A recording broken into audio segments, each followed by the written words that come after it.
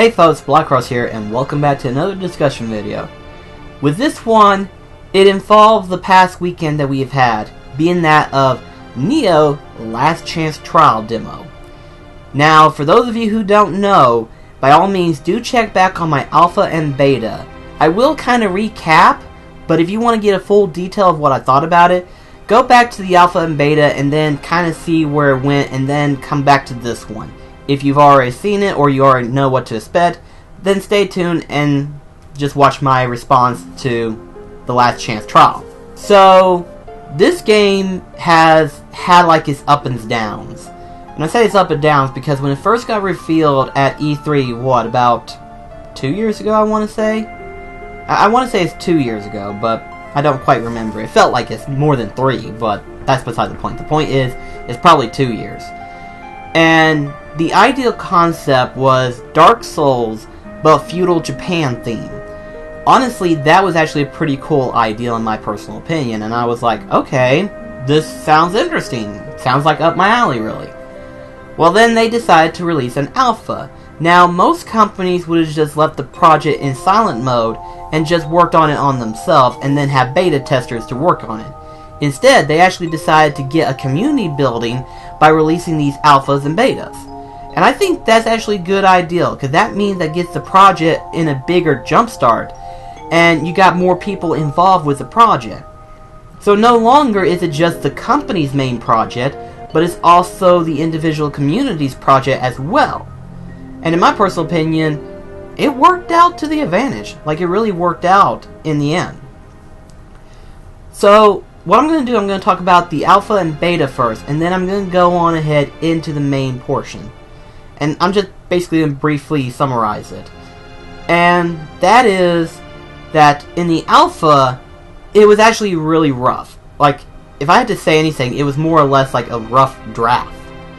And that's not to say that the graphics was bad or anything like that, but the gameplay was a little bit stiff. And if your gameplay is very stiff, you're not going to be able to get much of a response. In fact, some people will just kind of turn away at it and don't think about it. But because it was an alpha stage, it has a chance to change things from time to time. And what's funny is that starting it, originally I was just going to do like a natural let's play of the alpha and stuff like that. As instead, I ended up getting so pissed off at it, and then I was like, no, don't do this, BlackCross. That's how it ended up in Demon Souls. And you know what happened there? Let's give it a second chance and learn how the game wants us to play. And honestly, it works. Because this isn't a Dark Souls clone.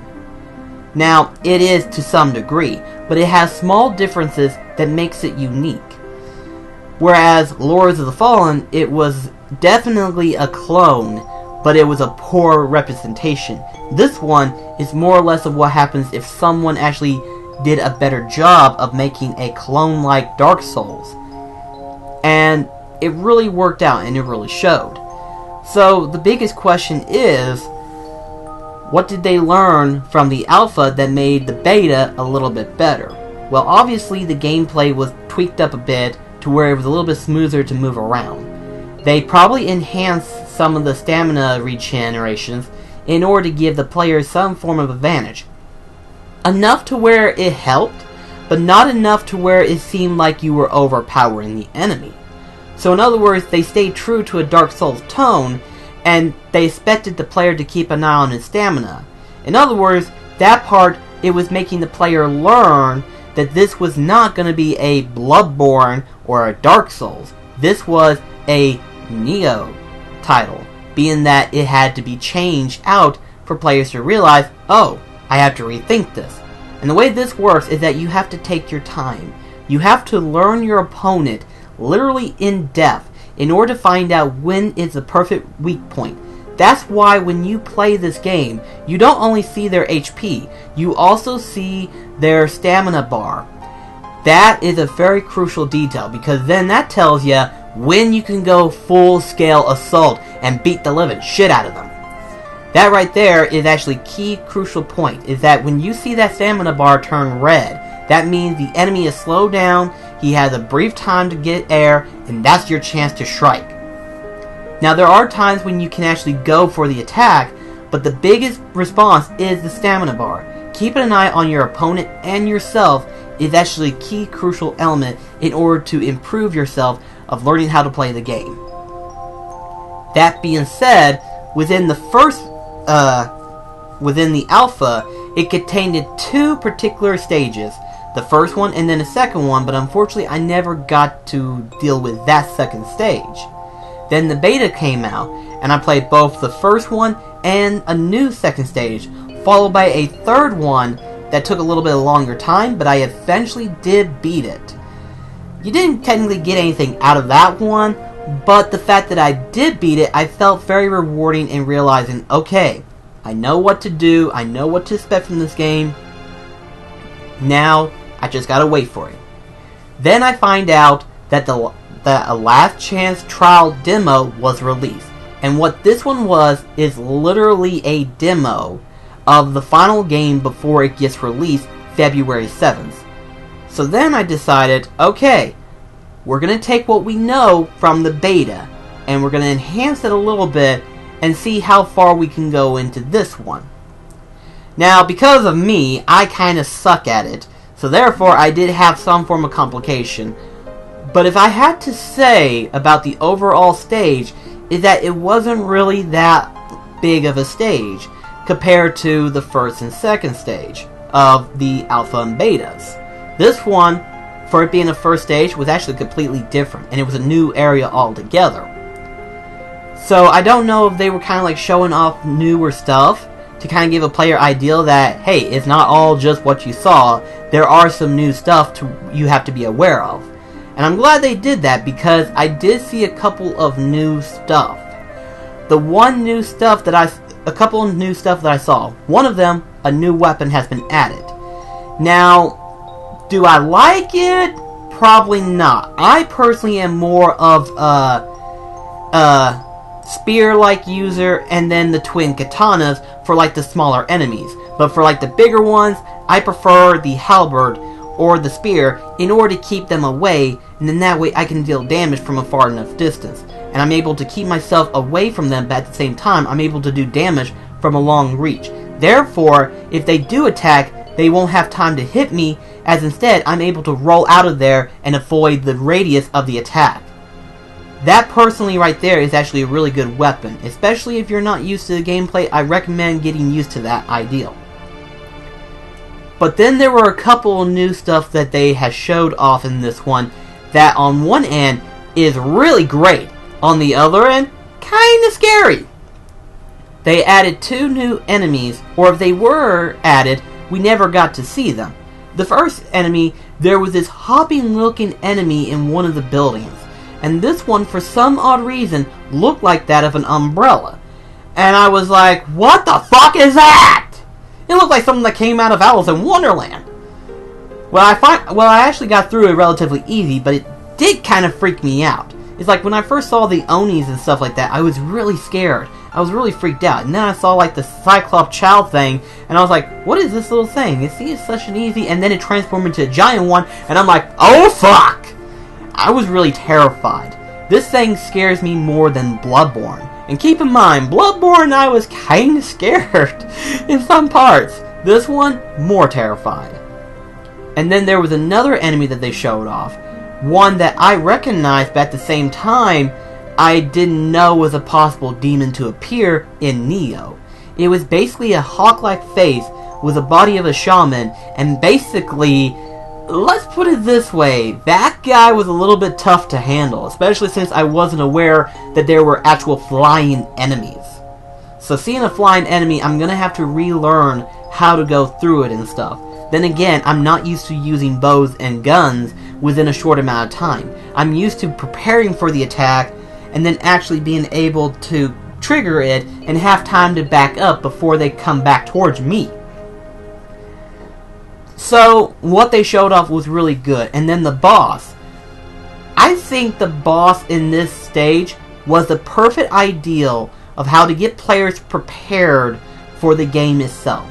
Because in the alpha and beta, because I've only played the 2 stages, well 3 if you want to count the secret warrior one, but the 2 stages that I played, the bosses in them were very tricky. The first one being that the Oni with the chain ball attached to him. The first stage was basically where he was basically struggling to move, but he could swing those balls at you. Very tricky. And if he breaks free, which is the second stage of the fight, that's where things can get really bad, because he gets faster and he can actually pick up the balls and throw them at you. Meaning that the game actually progressively speeds up. In this case, that was actually relatively good, because then that told players that, okay, here's a slow start, now it picks up. The second stage from the beta, on the other hand, was a little overwhelming. And I say overwhelming because the only way I found out how to beat her was to get a second player summoned so that he could help me out deal with her. You know, distract her to where I can learn when I can attack and when to dodge. Personally, that one was a little bit trickier, and if you didn't have anyone to help you, there's no way you were going to get any further than you did. So, she might have not been the best representation for a trial run of the game. This boss on the Last Chance trial demo actually does a better job of representing what to expect from the game. On one end, you are taking your time in order to learn how to attack your opponent. On the other hand, it's fast enough to where unless you're on your toes on this one, you will easily fail, and it's to train you not to be so careless of your stamina and instead monetize both your opponent and your self movement in order to learn what you can, what you can't, what you will do, and what you're willing to do in order to make for a bigger combo attack. And honestly, this boss was a perfect representation on what to do. You can't just rush newcomers to something that they're probably not familiar with a fast-paced enemy. That's not how it works. If they're not prepared for a fast-paced enemy, then chances are they're not going to get very far.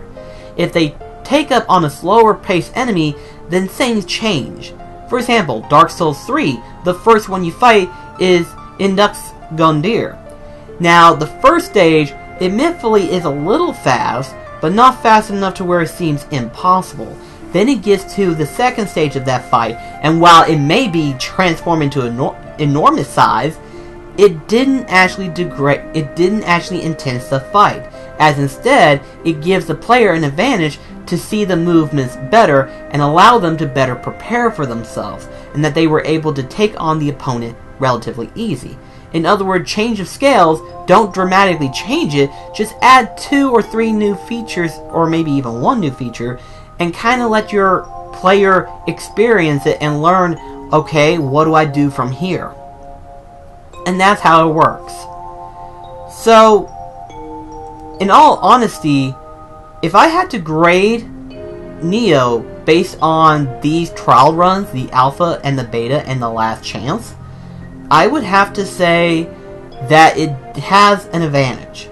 I say it has an advantage because it has 3 things going from it. Number 1, it has a new scenery. Everyone is used to Dark Souls being medieval times, or in Bloodborne's case, they're used to seeing the Victorian England style look. In this case, it's more or less feudal Japan themed, so this gives players something new to see. So while the gameplay is somewhat the same, it is actually dramatically different to the eyes. The second thing that it has for is that it has a bunch of different small stuff. For example, while you have a limited scale of weapons, and by limited I mean like 5, 6, maybe even 7 different weapons to choose from, you actually have different styles to go for an attack. You have the long range attack, you have the short range, and then you have the heavy form.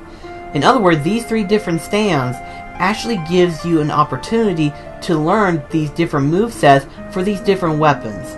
And then the third one that has an advantage of is that the weapon scale system doesn't really change that much. But it does have some form of interesting mechanic that makes the game a lot more in-depth. What do I mean by that? Well, in the alpha stage, it had a durability bar. It actually got replaced by a familiarity bar. Now, what does this make sense? Well, for those who don't know Japanese culture, There are some masters out there who only use the same blade over and over again. And I hear that if you change the blade out from a head class master, he could be 20, 40, maybe even 60 years experience with the blade. You change that blade out, it's going to be as if he's starting from the very beginning. And that's how it usually is. In this game case, familiarity allows you to build up a little bit more damage the bigger the bar is. If you change out a weapon completely, then chances are it's going to be resetting. So on one end, you're learning what weapons you can use. On the other hand, the more of one weapon you use, the more likely you'll be doing a little bit more damage to the opponent, and you'll be actually able to move around a little bit better because you're familiar with that weapon. In other words, this game allows you to learn how to play the game. It's teaching you, okay, we know you're familiar with this style, but here's a different style. Let's see if you can keep up. And if you take your time, you actually really can keep up with the game. And in all honesty, I think those who haven't played Dark Souls might actually have a chance to actually try this out. I do recommend trying it out and see what you think. If you're familiar with Dark Souls and Bloodborne, then chances are this won't be a major new experience, but it will be a small change of pace. So in other words, you're going to be relearning, but it's going to be a refreshing experience. If you're new to a formula like this, then chances are you might have a difficult time first running up. But as you keep playing the game and learn, don't be frustrated, don't just rush into it, take your time and learn what the game wants you to do, then chances are you'll actually get far very well. In fact, playing this game reminds me of why I liked Dark Souls 1 so well. Because as I kept playing the game and as I was learning how to play the game, I got to see so many different sites. I got to see so many enemies, so many different bosses and stuff, and I got very far and I got so interested in the game again.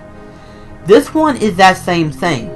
If you take your time and analyze what the game expects you to do and how to go around the obstacle, chances are you will actually have a good time. And personally, in my personal opinion, this works well. But anyway though, I just wanted to go ahead and talk about the Nioh Last Chance trial that was released this past weekend and give my personal review of it. I personally am excited for the game. And for anyone out there who has been playing the alpha, beta, and this, are probably even more excited as well because they got to see the advancements of how the gameplay style has worked and then to see how everything has transformed. In other words, this transformed from a game company project to a community project. This is actually really interesting, and I hope this encourages companies to do the same thing. Because that means we don't have to worry about the bullshit of updates. We don't have to worry about the rechanging with patches and stuff like that. We actually get to experience the game, we get to put our feedbacks into work, and the game companies then have to do like small changes that in the end, when we play them, we'll feel satisfied to know that we did something to help this game get better. And that's what this game did. It's just, I can't wait for this one. I can't wait to see the full project at hand. But anyway though, that's it for this video. Just let me know what you think. Do you think Nioh is going to be a good one? Are you excited about this one? And when have you got started into it? Did you get started with the alpha, beta, or was it this last chance that you've experienced Nioh at full scale? Let me know in the comments below. But I'll see you in the next video. This is BlackCross signing off. Take care, guys.